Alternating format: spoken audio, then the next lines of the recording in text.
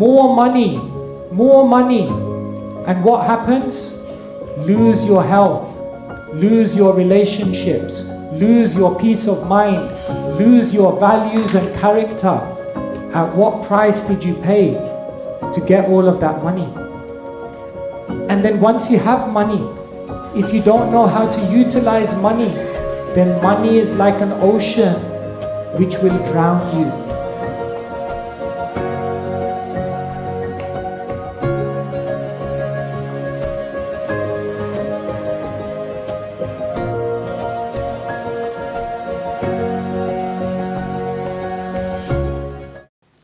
We have begun the Bhagavad Gita, everyone.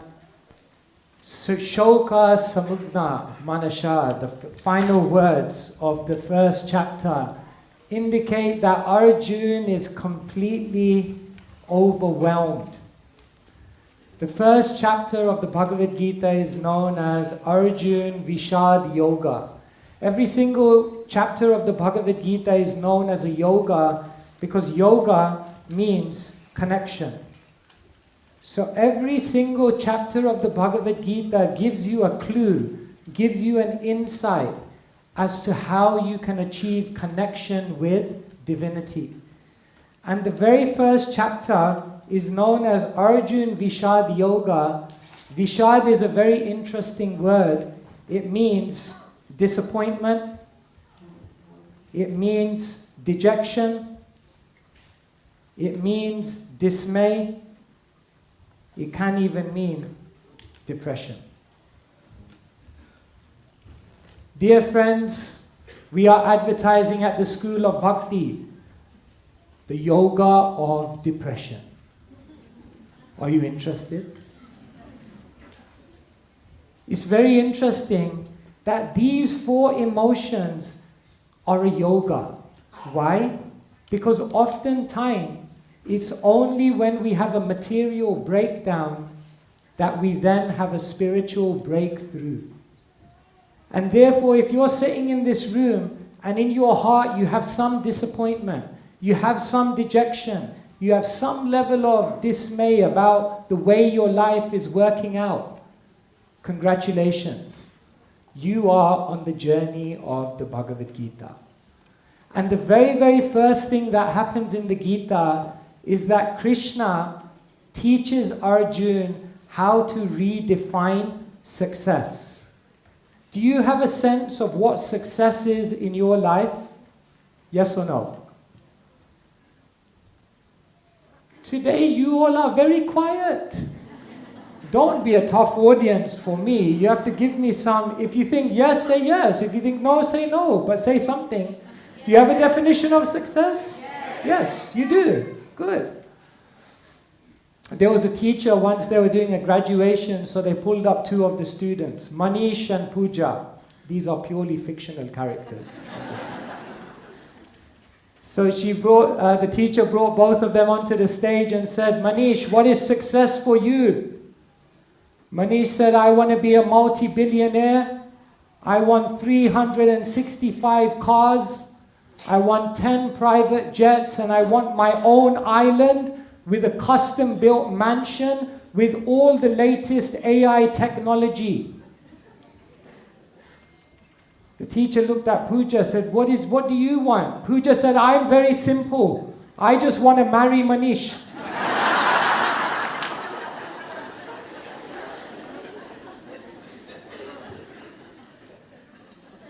Directly or indirectly, everyone has a definition of success, and everyone is pursuing different things. Let me ask you a question. Is it possible to be successful in everything you desire in your life and still feel unhappy? Yes? Yes? Yes. I feel it coming from a deep space within you. What about if we have the wrong definition of success? They said the worst type of success is when you achieve all of your goals and then you realize they were somebody else's goals. Not only do we have the wrong definition of success, But what happens is we pursue success in the wrong way. And not only that, when we achieve that so-called success, we utilize it in the wrong way.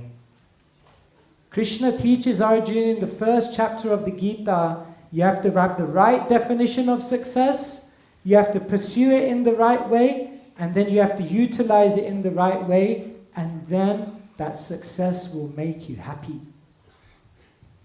So many people feel if I become rich, then I'm successful and then I'm happy.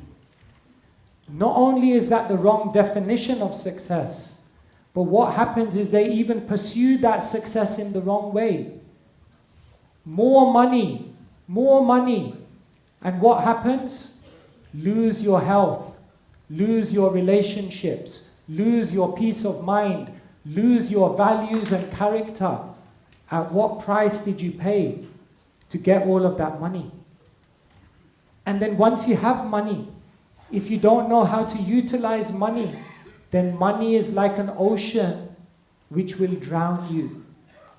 And therefore you find some of the most unhappy people in the world have the most material wealth. So, in the first chapter of the Gita, Arjuna is expressing a doubt, saying, I don't think pursuing material success is going to make me happy. I don't think Krishna winning this war is going to make me happy. And therefore, the Gita's first chapter is very, very relevant. Never skip over it. The Bhagavad Gita has how many verses? 700. And how many chapters? 18. And how long did the Gita take to be spoken? 45 minutes, roughly, they say. This is the Bhagavad Gita, dear friends. And it's explained that the Bhagavad Gita is conversations within conversations.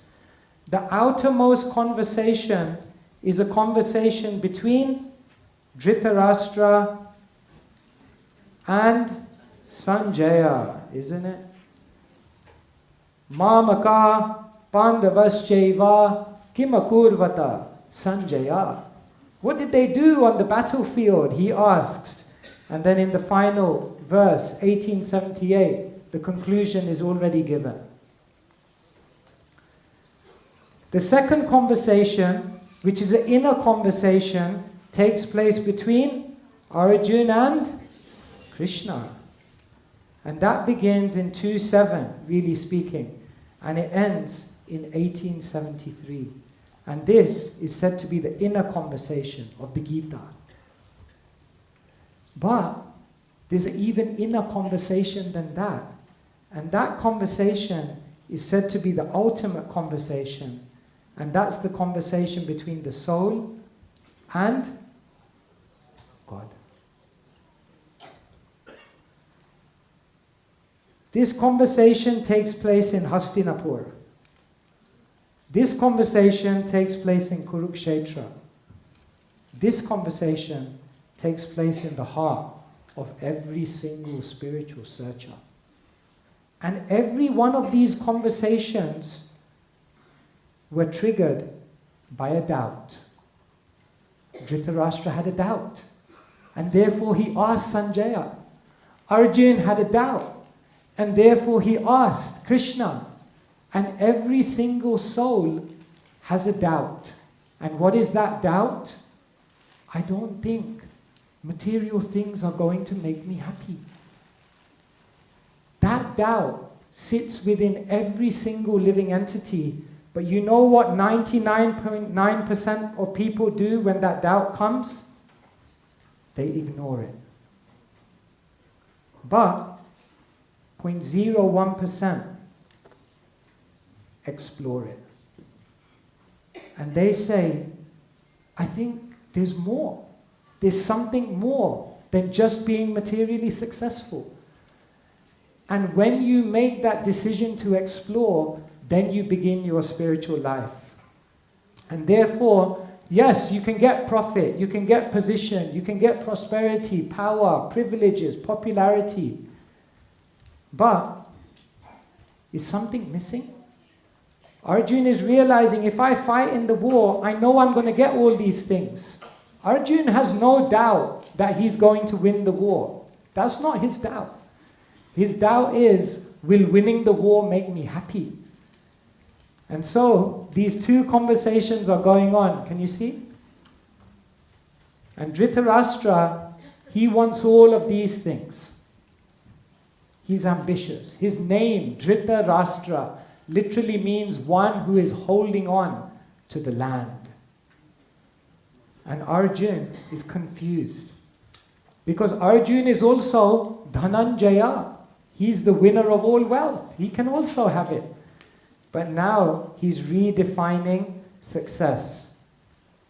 And Arjuna, what he thinks after reflecting is he says, if I pursue material things, but I don't look towards spirituality, I don't think it's going to make me happy. Trying to enjoy the world just doesn't work. And so Arjuna says, I don't want to do it. So Arjuna's next point to Krishna is, then let me try to escape the world. Forget all the material things and let me just become a spiritualist. And you know the amazing thing is, Krishna tells him, no. Krishna tells him, pursue material success, fight in the battle, do your duty and win the kingdom. And at the same time, do your spiritual work, the inner work. Go on the greater journey. And therefore, the Bhagavad Gita teaches us, some people try to enjoy the world. That's never going to work. Some people try to escape the world. That's never going to work. But if you learn how to engage with the world, pursuing your material duties, and at the same time being spiritual, that is the path of the Bhagavad Gita. And so, sometimes people say, when I first came to the temple, someone said to me, don't go too deep. My name was Sandeep. So he said, Sandeep, don't go too deep. I said, it's my name to go deep. He said, little bit is okay. Why are you coming to the temple on a Saturday? Temple is Sunday. Because people think if you become so spiritual, so religious, then you lose your ambition. What they don't realize is that Krishna is saying you can do both things side by side.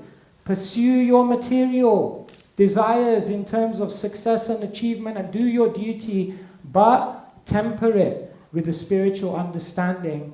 And so, at the end of every section, I'm going to give you this. These are 4 sentences to think about. Remember, Krishna wants us to rethink life. The world will tell you things happen to you. Wrong. Krishna says things happen for you. Arjuna was going through a crisis. He was going through a problem. He was going through difficulty. It wasn't happening to him. It was happening for him. It was happening for the best. It was happening so that he could actually live a much more purposeful life. The world will tell you success is in doing things better. Wrong. Krishna says success is in doing better things. Be very conscious about the goals that you're setting, because you may rise to the highest of what you're trying to do and at the end think, that didn't make me happy. Some people think material and spiritual are opposed. Wrong. Spiritual and material are complementary. There's a way in which you can use your material duties to connect yourself to the spiritual reality. And people will tell you, we must earn a living. Degree. Nokri. You know what the last one is. Earn a living by all means, but don't forget to earn a life. Because did you know it's possible to be living, but actually dead? it's possible to be thinking you're living when actually you're just existing. And so the very first chapter of the Gita, we are learning what success is not. Krishna is teaching us to redefine success. We have to add another dimension to life. Otherwise, we might discover after achieving everything we achieve that it didn't make me happy. And therefore, the Gita is going to go for 18 chapters. And remember, the first chapter is just giving you the context. The next 17 chapters are the actual text. So the context of the Gita is that the first thing we have to do is redefine success. Hare Krishna.